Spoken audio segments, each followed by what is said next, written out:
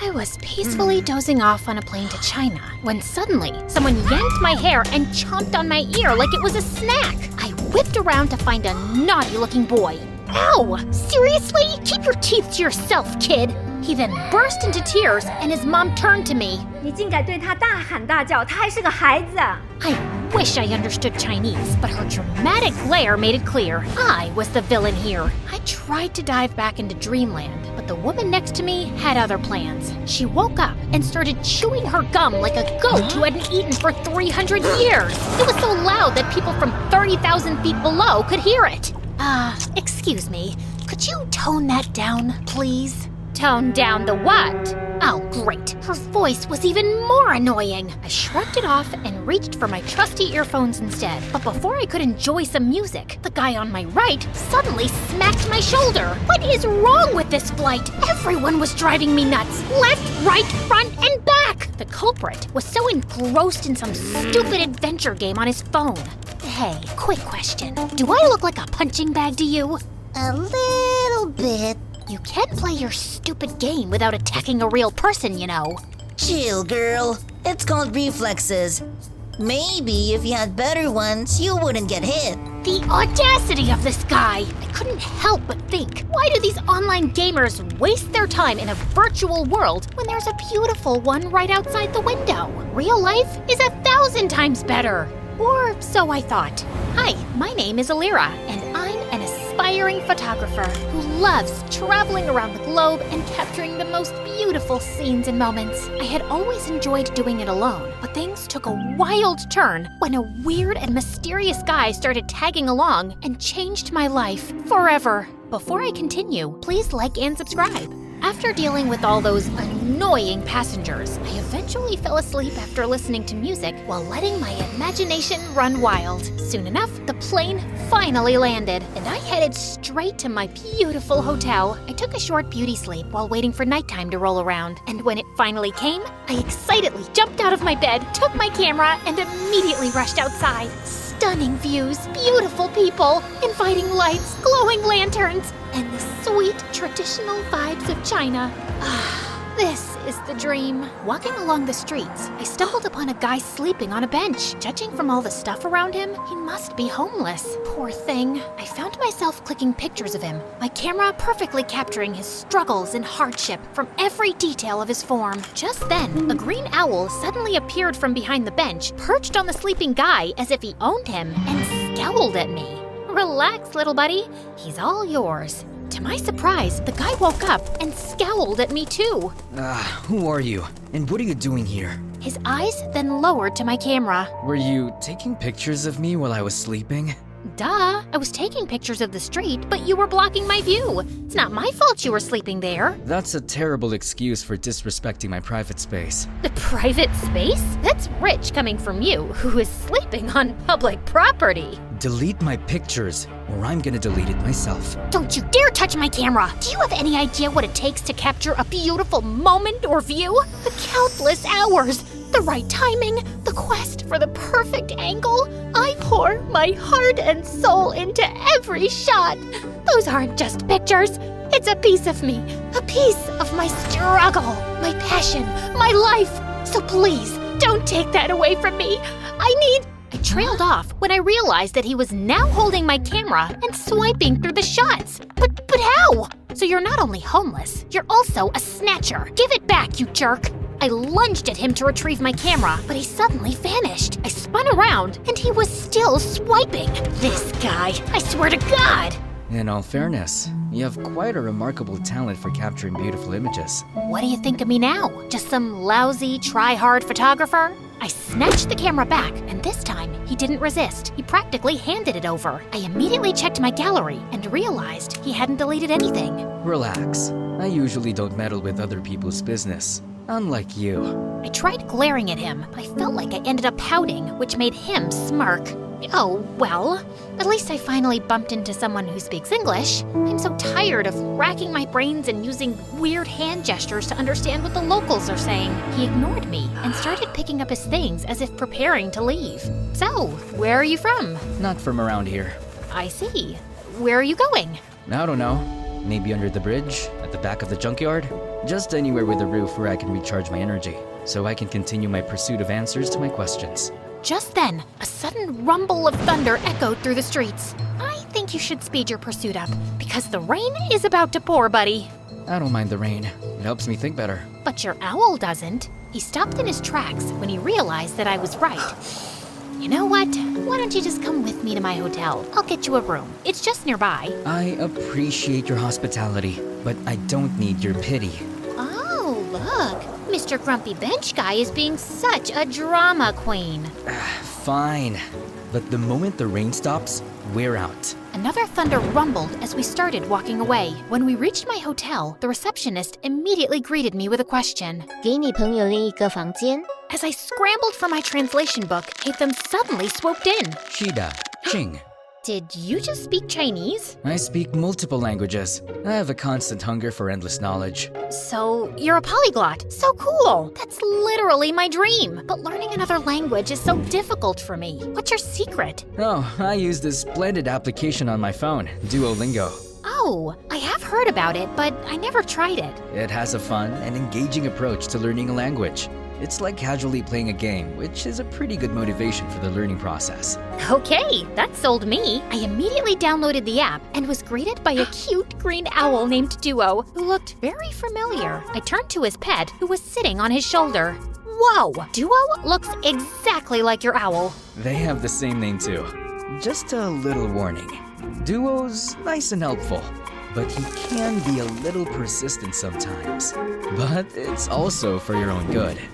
Well, he seems to be a cute little guide. I went straight to my first lesson, and I was already liking it. Shui means water. Shui?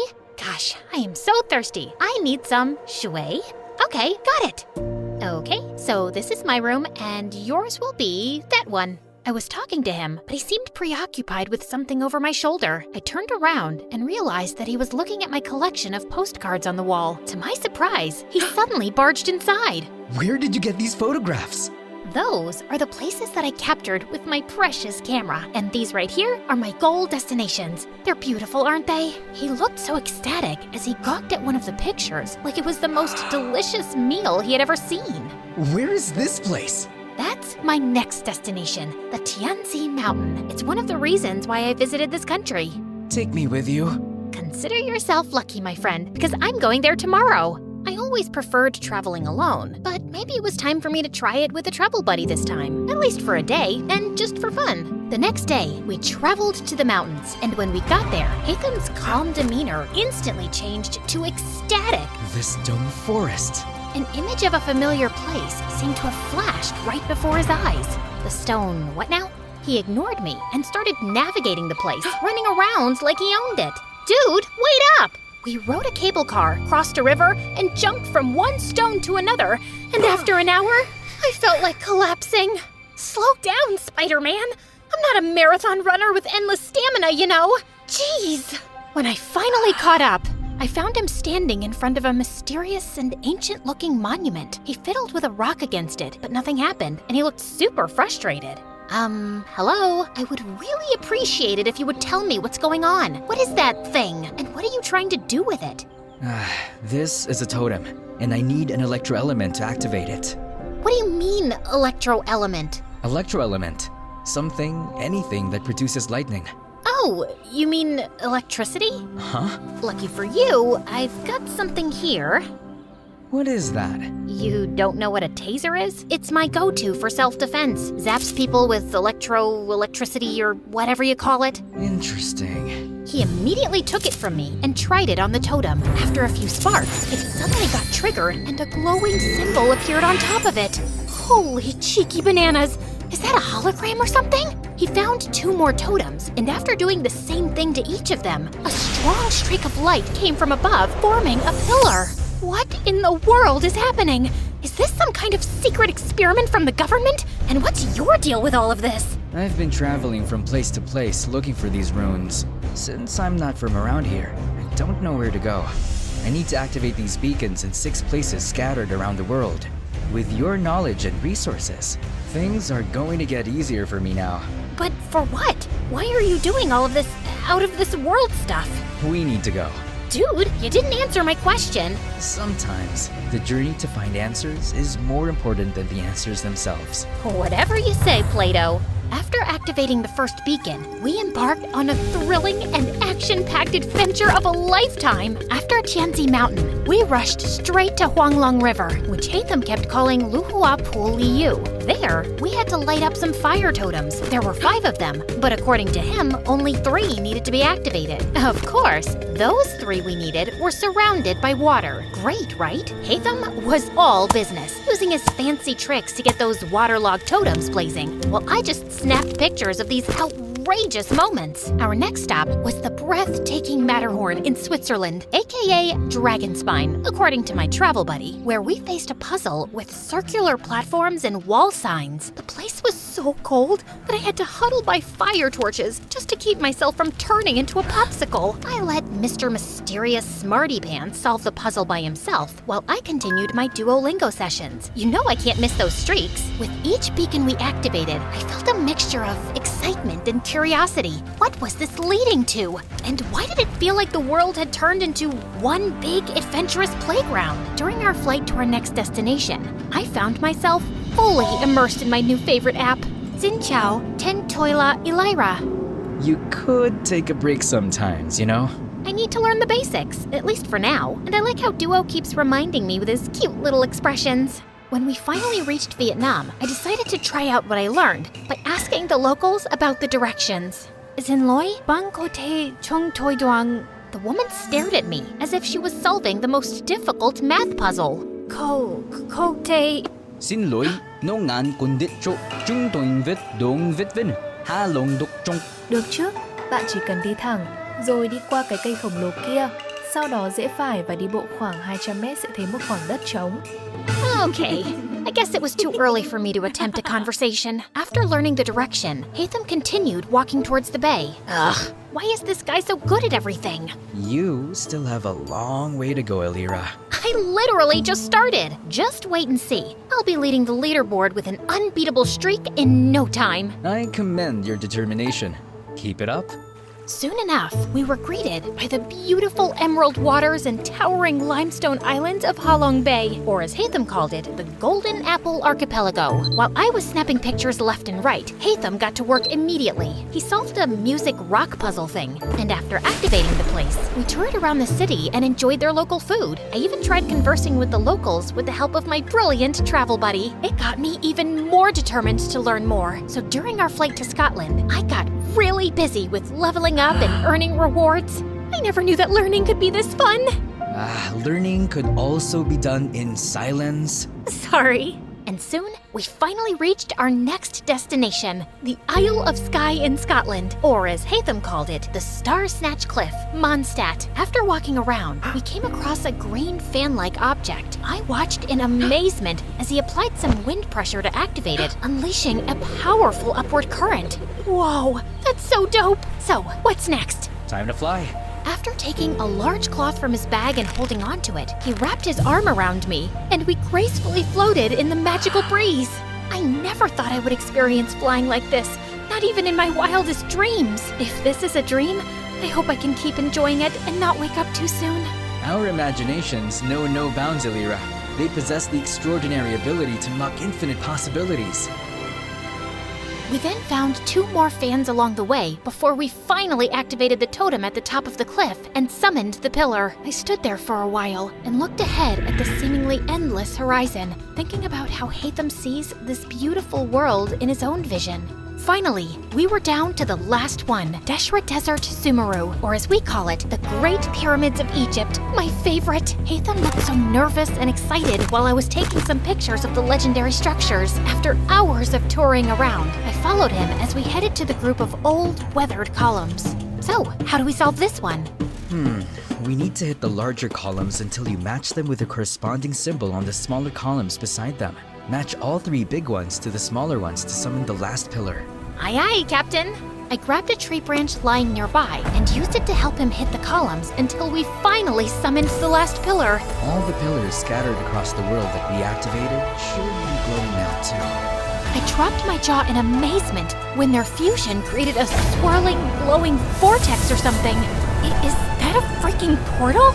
Yes, it's a portal back to my world, Alira. To your world? So there's indeed another world out there? Before he could answer me, the earth beneath us mildly shook, and a horrifying creature suddenly appeared right in front of us. Holy crunchy potatoes!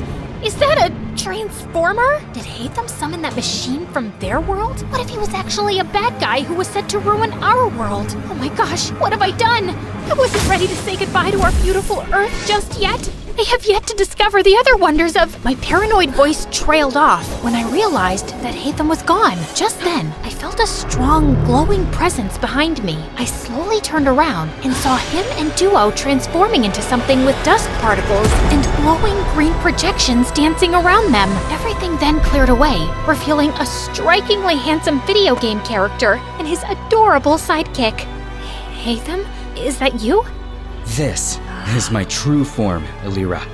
And my real name is Zal Hatham, a scholar from Sumeru, and our academia scribe. That machine in front of you is a primal construct, only found around the desert area of Sumeru. This machine enemy is often found guarding the temples and ruins, and I need to defeat it. So it's like the final boss in the game, and you're the brave hero.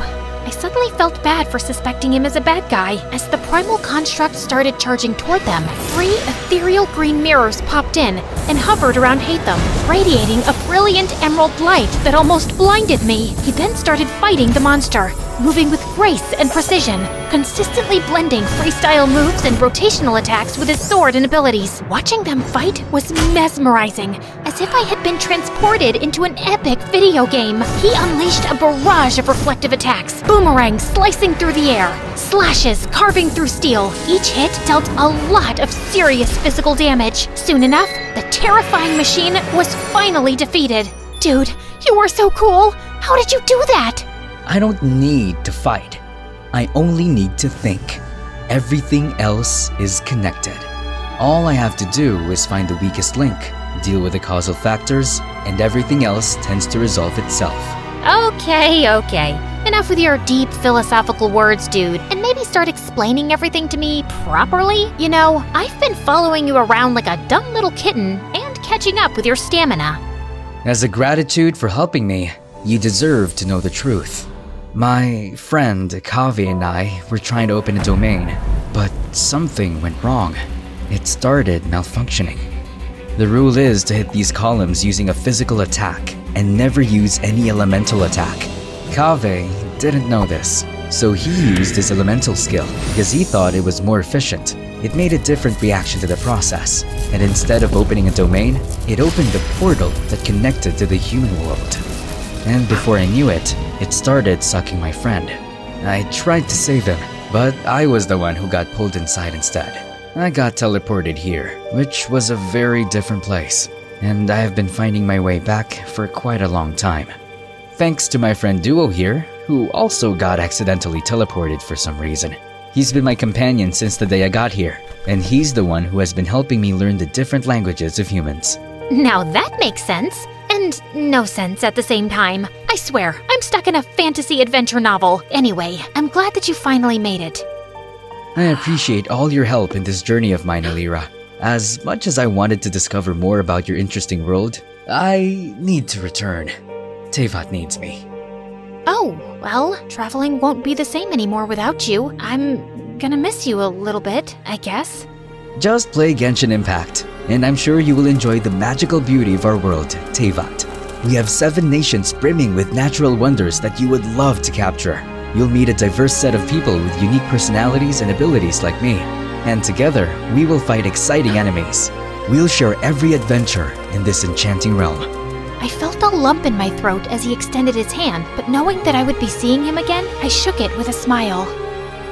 See you around, Alira. I watched them as they entered the portal, returning to their world. Come here, boy. Bam, bam. Eat that monkey butt. All right, Hatham, time for some snacks. Ever since I started appreciating video games, I became the annoying passenger this time. These games opened my eyes to the existence of extraordinary places that remain hidden from our physical world, places that only exist in our minds, yet they possess the power power to transport us on thrilling adventures. They hold captivating magic and beauty, offering a gateway to fictional worlds. Now, I embrace the opportunity to immerse myself in both realities, and because of it, I have never felt alone again. I was so into the game that I jerked when an incoming announcement sound chimed in. Ladies and gentlemen, this is your captain speaking. We will begin our final descent to Paris shortly. And now, it's time to explore the famous beauty of Paris. Bonjour, comment allez-vous? Wait, is it allez-vous? Allez-vous? Bonjour, comment allez-vous?